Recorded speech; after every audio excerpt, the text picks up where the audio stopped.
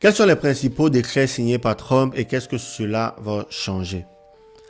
Il avait promis un changement radical et il n'a pas perdu de temps. Dès ses premières heures à la Maison-Blanche, Donald Trump a frappé fort, signant une pluie de décrets qui marque un virage drastique pour l'Amérique.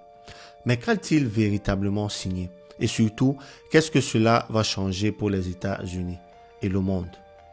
Salut à tous et bienvenue sur Mba Media. Ici, on parle d'actualité, débat et de podcast. Si c'est la première fois que vous tombez sur cette chaîne, n'oubliez pas de vous abonner et d'activer la cloche de notification pour ne rien rater de toutes nos vidéos qui paraissent chaque jour sur la chaîne. Le 20 janvier 2025, Donald Trump est officiellement de retour à la Maison-Blanche. À 78 ans, l'ex-président, connu pour ses décisions audacieuses et controversées, reprend les commandes. Après sa cérémonie d'investiture, il s'attaque immédiatement à son objectif principal, défaire l'héritage de Joe Biden. Et ça commence par 9 décrets signés dès le premier jour. Que contiennent-ils donc? Accrochez-vous, car ce n'est que le début.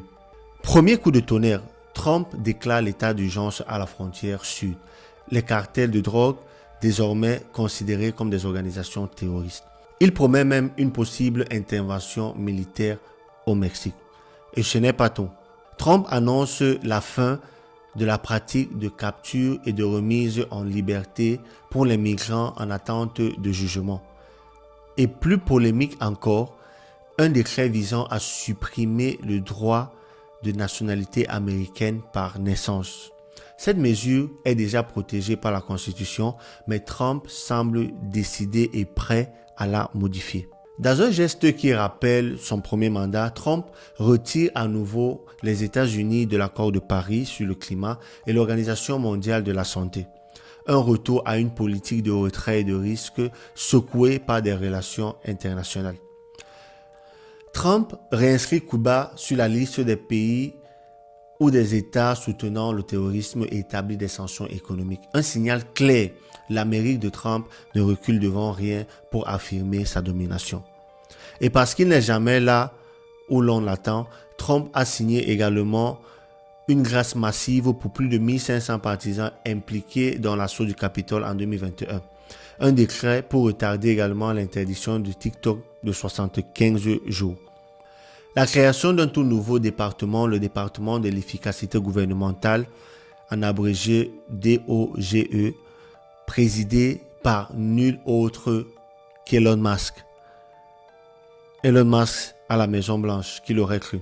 Sur le plan économique, Trump annonce également un retour de l'âge d'or pour l'industrie américaine. Il déclare une urgence énergétique nationale et relance le forage de pétrole et de gaz. Son objectif, faire des États-Unis le premier exportateur mondial d'énergie. Fini les véhicules électriques subventionnés sous l'administration Biden. Trump veut que l'industrie automobile traditionnelle revienne en force. Et parce qu'il n'est jamais dans les demi-mesures, Trump a annoncé vouloir renommer le golfe du Mexique en golfe de l'Amérique. Et encore plus fou, il souhaite reprendre le canal de Panama, estimant qu'il a été injustement cédé au Panama en 1999. Ces déclarations, bien qu'ambitieuses, ont suscité l'étonnement, l'indignation à l'international.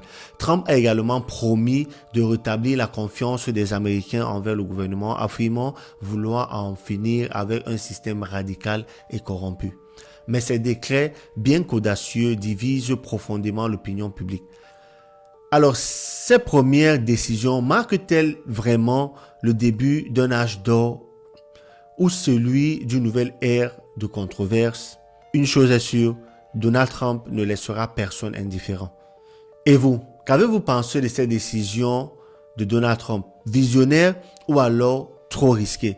Dites-le nous en commentaire. N'oubliez pas de liker et de vous abonner à Mba Media si ce n'est pas encore fait, car chaque jour ici, nous postons une vidéo qui parle soit d'actualité, soit de débat, soit de podcast. Si ce sont des thématiques qui vous intéressent, n'oubliez pas de vous abonner. Moi, je vous dis à très bientôt pour une autre vidéo sur Mba Media.